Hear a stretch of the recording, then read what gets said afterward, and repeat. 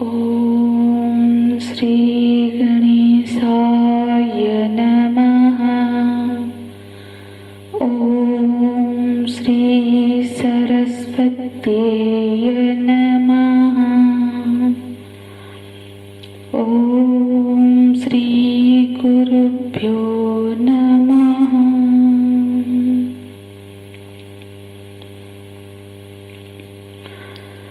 ॐ श्री परमात्मने नमः।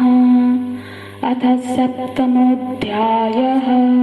श्रीभगवानुवाच मय्यासक्तमनः पार्थ योगं युञ्जन्मदाश्रयः असंशयं समग्रं मां यथा ज्ञास्यसि तच्छृणु। ज्ञानं तेऽहं सविज्ञानम् इदं वक्ष्याम्यशेषतः यज्ज्ञात्वा नेह भूयोऽन्यत् ज्ञातव्यमवशिष्यते। मनुष्याणां सहस्रेषु कश्चिद्यतति सिद्धये यततामपि सिद्धानां कश्चिन्मां वेत्ति तत्त्वतः। भूमिरापो नलो वायुः खं मनो बुद्धिरेव च अहङ्कार इत्यं मे भिन्ना प्रकृतिरष्टधा। भिन्ना प्रकृतिरष्टधा।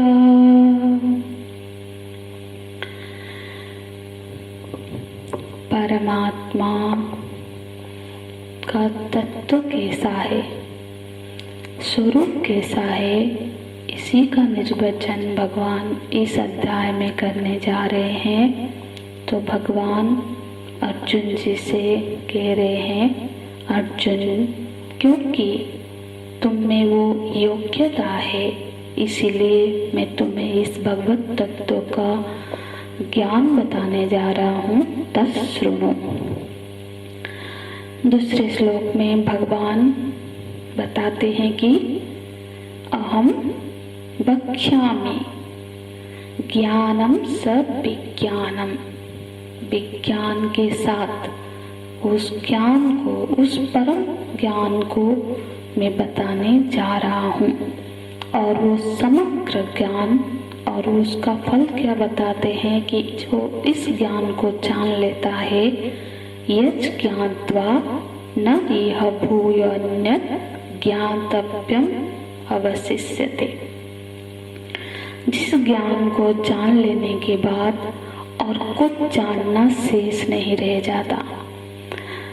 तो जिस ज्ञान का इतना बड़ा फलश्रुति है, सर्वज्ञ भवति, जो ज्ञान सर्वज्ञ बनाने का सामर्थ्य रखता है। और ये ज्ञान की महिमा का प्रतिपादन कर रहे हैं तीसरे श्लोक में। कश्चित् यतति सिद्धये, और कश्चिन् यतति सिद्धये यततमपि सिद्धानां कश्चिन् मां वेत्ति तत्त्वतः। कश्चिन् मां वेत्ति, कोई कोई ही जान पाता है, तत्त्वतः, बिल्कुल वैसे ही जैसे वो है। ऐसे तो बहुत लोग जानते हैं कि भगवान है, पर वो जैसे है वैसे जानना वो केवल कोई कोई ही जान पाता है। तो यहाँ पे ये बताने का तात्पर्य क्या है? देखो, कोई कोई ही जान पाता है, इससे हमको एक आश्वासना तो प्राप्त हो ही जाती है कि कोई जान पाता है। ऐसा नहीं है कि भगवान जानने से परे हैं, मतलब उनको कोई जान ही नहीं सकता, ऐसा नहीं है। कोई जान पाता है, भगवान ये आश्वासना दे रहे हैं, हम भी उसमें वो हो सकते हैं। ये जो कश्चित है, ये बताकर भगवान यहाँ पे साधक को डरा नहीं रहे हैं, क्योंकि ये ज्ञान कितना निष्ठा की मांग करती है। देखो, ये ज्ञान दुर्लभ है, पर दुर्लभ क्यों है? ये दुर्लभ है क्योंकि अधिकारित्व के बल पर, योग्यता का अभाव है। देखो भगवान ज्ञान तो सभी के लिए बता रहे हैं, सभी को बता रहे हैं। बक्ष्यामि सर्वेषां कृते बक्ष्यामि, अर्जुन को निमित्त बना के भगवान सबके लिए बता रहे हैं, पर कोई कोई ही इसको धारण करने में समर्थ होता है।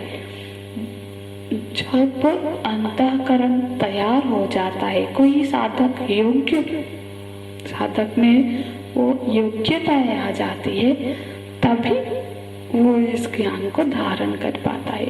वेदों में तो अनादिकाल से ये ज्ञान बताया गया है, महान ऋषियों ने इसका निर्वचन करते रहते हैं, पर ये वो योग्यता की मांग करता है, अधिकारित्व की मांग है। जब हम में वो अधिकारित्व प्रकट होने लगती है तो हम तभी इस ज्ञान को धारण कर पाते हैं। इस ज्ञान की महिमा ये है कि ये ब्रह्मवेता, ब्रह्मविद, तो जो ब्रह्म को जान लेता है ब्रह्मैव भवति, वो ब्रह्म ही हो जाता है। तो ये ज्ञान जो ब्रह्म ज्ञान है, जो भगवत परमात्मा ज्ञान है, वो जीव को अज्ञान से मुक्त करा के उस ब्रह्म स्थिति में, स्वरूप स्थिति में पहुंचा देता है। तो यहाँ पे इस ज्ञान की महिमा का वर्णन है तीसरे श्लोक में, और ये समझाने के लिए है कि ये ज्ञान बिल्कुल एकाग्रता से, बिल्कुल निष्ठा से जब कोई उसको प्राप्त करने के लिए उस पे प्रयत्न करता है, तभी जाके ये प्राप्तव्य है। क्योंकि हम यदि संसार को भी पकड़ के रखे और ब्रह्म ज्ञान भी प्राप्त कर ले, ये बनने में फिर कठिनाई है। क्योंकि संसार क्या है? संसार माने संस्कृत में कहते हैं जो संचरण होता है, जहाँ सरकना है। हाँ, तो संसार वो है जहाँ मतलब संचरणा संसार, तो ये सरकता रहता है। संसार में एक स्थिति से दूसरे स्थिति तक संसार उसी को कहते हैं जिसको कोई पकड़ के नहीं रख सकता। कोई मतलब जहाँ वो सरक ही जाता है, छूट ही जाता है। जैसे बड़े बड़े रावण, हिरण्यकश्यप महाराज, बड़े बड़े प्रतापशाली राजा महाराज, वो सब हुए, पर कोई संसार में टिक नहीं पाए। सब गुजर गया, वो समय भी गुजर गया, बह जाता है। अब हमारा भी बचपन बह गया, जवानी पर बह जाएगी, बुढ़ापा बह जाएगा, शरीर को क्या होता है, शरीर बह जाता है।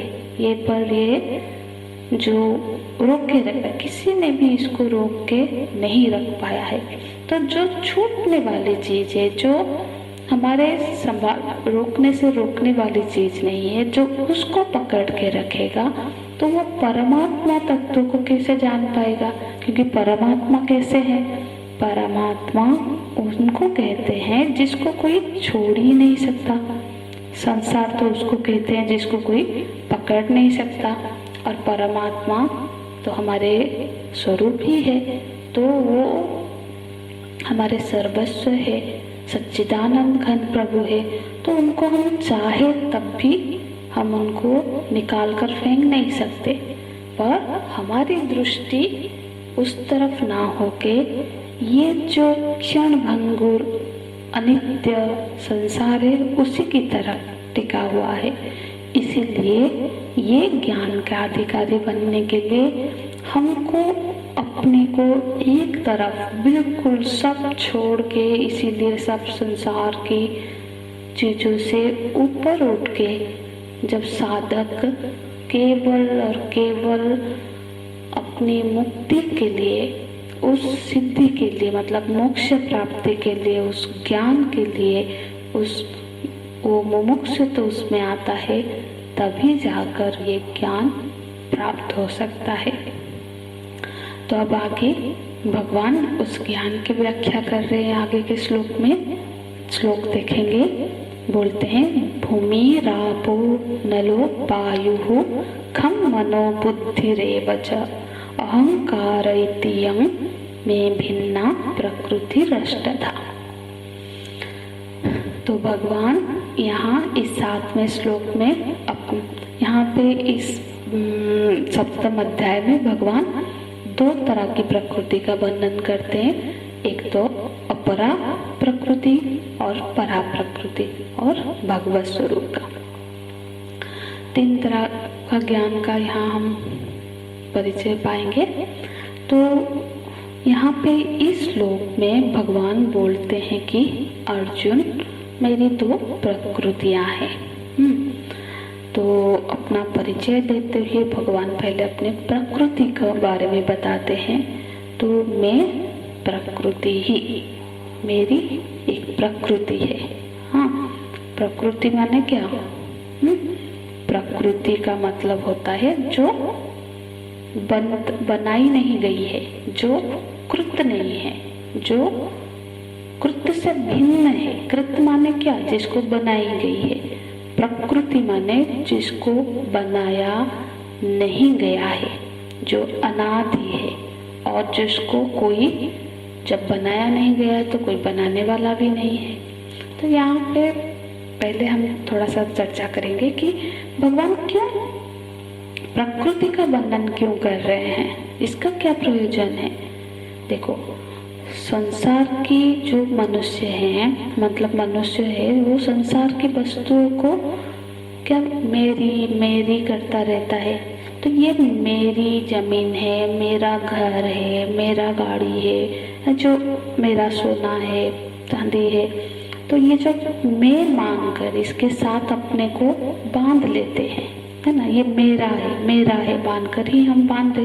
एक्चुअली संसार जीव को नहीं बांधता है, जीव भी संसार की वस्तुओं में ये मेरा मानकर उसके साथ बंध जाता है। कभी कोई जमीन नहीं बोलती है कि मैं तुम्हारा हूँ, हमें उसको अपना अपना मानते रहते हैं, है ना। तो फिर यही बंधन का हेतु बनता है।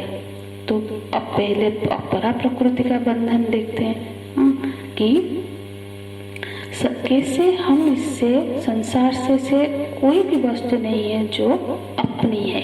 संसार की सभी वस्तुएं भगवान की है। तो भगवान बोल रहे भूमि राप नलो वायु।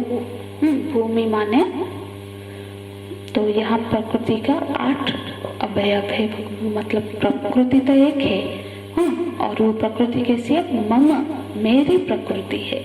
और वो अष्टधा है। अष्टधा मतलब जिसके 8 विभाग है। तो 8 विभाग कौन से हैं? एक बोल रहे हैं भूमि। भूमि माने पृथ्वी। आप माने जल। वायु, आप अनल। अनल माने अग्नि। वायु माने वायु, पवन। वायु, खंग माने आकाश। तो ये 5 महाभूत हो गए। और फिर बोलते हैं मन बुद्धि एवं च। मन, बुद्धि और अहंकार। इत्ययं में भिन्ना प्रकृति अष्टधा। ये 8 हो गए। ये 8 भगवान के प्रकृति के अंग है। ये 8 अंग वाला मेरी एक प्रकृति है। तो मेरी एक प्रकृति है जो जिसकी प्रकृति माने कैसा? कृत नहीं है, जो किसी ने बनाई नहीं है, जो बनी नहीं है, जो अनादि है। तो हालांकि अनादि है पर वो कभी व्यक्त होती है, कभी अव्यक्त स्थिति में रहती है। ये व्यक्त होना और अव्यक्त होना ये अलग बात है, और बनना और नष्ट होना ये अलग बात है ना। तो ये जो प्रकृति है ये कभी बनी नहीं है, तो ये इसका कोई भी कर्ता नहीं है, बनाना वाला नहीं है। तो ऐसी जो प्रकृति है जिसके 8 अवयव है, तो इसमें से एक है भूमि। भूमि माने ये भूमि माने ये जो पृथ्वी हम जो देख रहे हैं ये वाला भूमि नहीं है, जो ये जो पंच तन्मात्राओं का भगवान यहाँ पे वर्णन किया, ये तन मात्राएं हैं। जैसे भूमि, आकाश, वायु, ये सारा जो हम अभी जैसे देख रहे हैं ये नहीं है, उसकी तन मात्राएं। तन मात्राएं मतलब तत् मात्रा, मतलब जहाँ कोई मिलावट नहीं हुई है। आकाश मतलब सिर्फ आकाश, वायु मतलब सिर्फ वायु। हाँ, तन मात्राएं होती है ना, जैसे आकाश, वायु, अग्नि, जल, पृथ्वी, इसकी तन्मात्रा, इनकी तन्मात्राएं क्या है? शब्द, आकाश का शब्द, वायु का स्पर्श, अग्नि का रूप, जल का रस और पृथ्वी का गंध। तो यहाँ पे भगवान हम तन्मात्राओं की बात कर रहे हैं।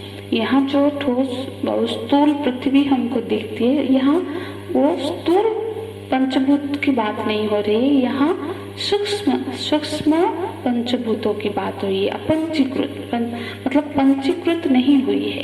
ठीक है, हम जानते हैं ना, तत्वबोध में हमने जरूर चर्चा कर, आप लोगों ने पहले से चर्चा सुनी होगी कि आकाश से वायु, वायु से अग्नि, अग्नि से जल और जल से पृथ्वी की उत्पत्ति होती है।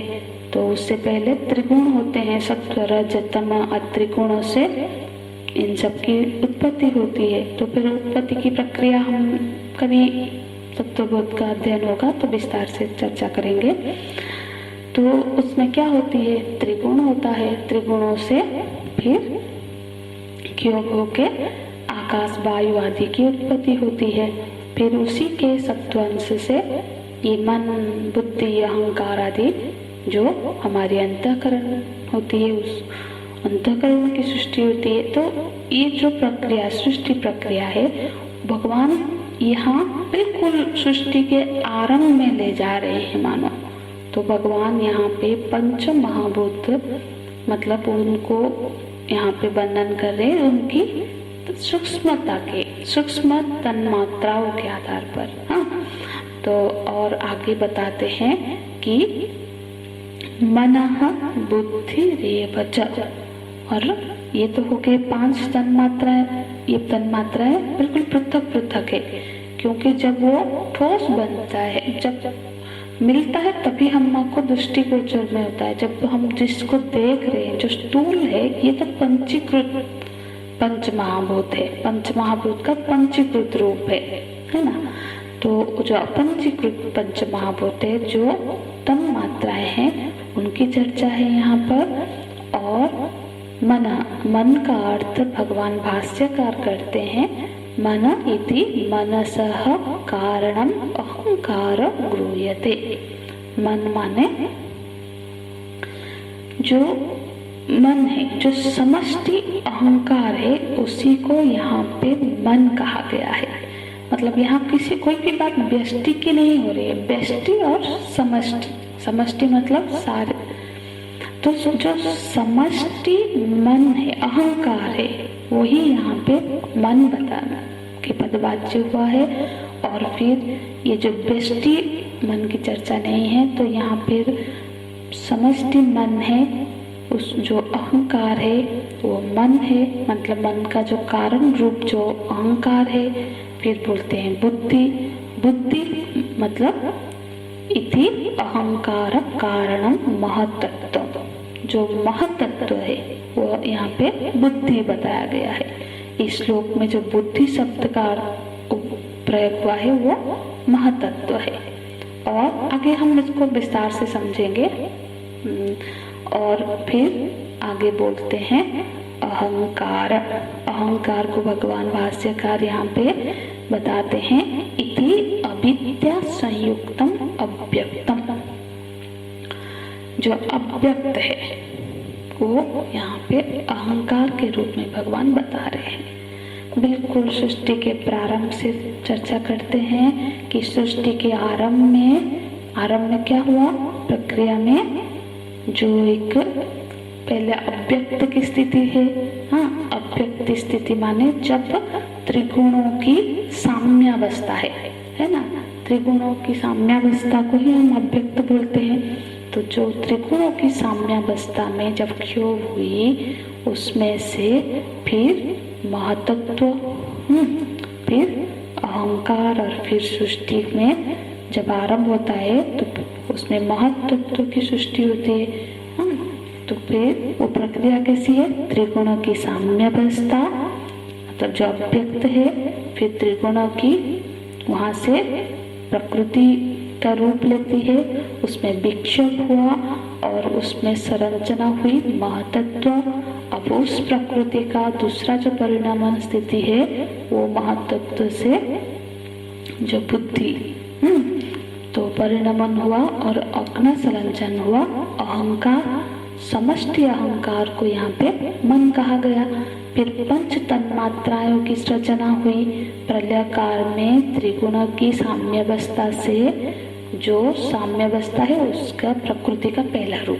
फिर क्या हुआ? दूसरा रूप महतत्व, तीसरा रूप हुआ अहंकार, फिर जाके उसमें से पंच तन्मात्राएं, फिर पंचकुच, पंच महाभूत। इसको लेकर ही ये प्रकृति है। सांख्य दर्शन में भी प्रकृति का, सृष्टि का यही वर्णन है। तो ये अष्टधा प्रकृति है। तो ये अष्टधा प्रकृति भगवान का ही एक रूप है। तो यहाँ पे प्रश्न आ सकता है कि जब भगवान ने श्लोक में अहंकार शब्द दिया तो फिर उसको हम अव्यक्त क्यों बोले? देखो, अव्यक्त मतलब भगवान भाष्यकार उसको अव्यक्त बोल रहे हैं क्योंकि अहंकार, जिसको हम अहम समझ रहे हैं ना, अंतःकरण का जो एक रूप है अहंकार, तो देखो उसको भगवान भाष्यकार ही एक उदाहरण दे रहे हैं कि जैसे कि यथा 20 संयुक्त अन्न 20 उच्यते। जिस अन्न में 20, मानो कि कोई, अब कहीं पे हम खाने बैठे हो, हाँ, और बिल्कुल अच्छे से थाली में बड़े सुंदर अच्छे लुभावने पकवान परोसा गया है, अब खाने ही जा रहे हैं और कोई भागते आके बोला कि नहीं नहीं मत खाओ, वो 20 है, हाँ, माने उसके अंदर 20 के 1-2 बूंदे गिर गई है, तो वो क्या बोल रहा है? वो 20 है, मतलब 20 ही बोल रहा है वो खाने को। वो भोजन में 20 से ऐसा नहीं, वो खाना को ही हम 20 बोल रहे हैं।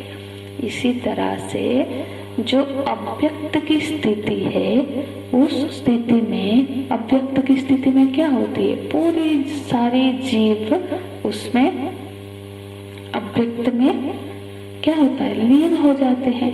तो जब लीन होते हैं, जीव मतलब अंतःकरण लीन हो जाता है, तो उसमें अहंकार है ना, तो अहंकार लीन हुआ है, तो फिर उस अव्यक्ति की स्थिति को यहाँ जैसे 20 हम बोल लेते हैं खाने को ही, उसी तरह से यहाँ अहंकार बताया गया है। तो जब उसको समझने के लिए गुरु कृपा से उसको, उस वाक्य को समझने के लिए फिर हम उसको खुल के फिर उस पर चर्चा होती है। इसलिए यहाँ पर भगवान भाष्यकार अहंकार को अव्यक्त की स्थिति बताते हैं। तो इस तरह से ये जो अष्टधा प्रकृति है, अपरा प्रकृति का वर्णन करते हैं और आगे भगवान फिर अपनी परा प्रकृति का वर्णन करेंगे, जो हम कल की कक्षा में श्रवण करेंगे। हरिओम तत्सत्। ओम पूर्णमिदं पूर्णात् पूर्णमुदच्यते पूर्णस्य पूर्णमादाय पूर्णमेवावशिष्यते। ओम शांति शांति शांति। हरि ओम। श्री गुरुभ्यो नमः। हरि ओम।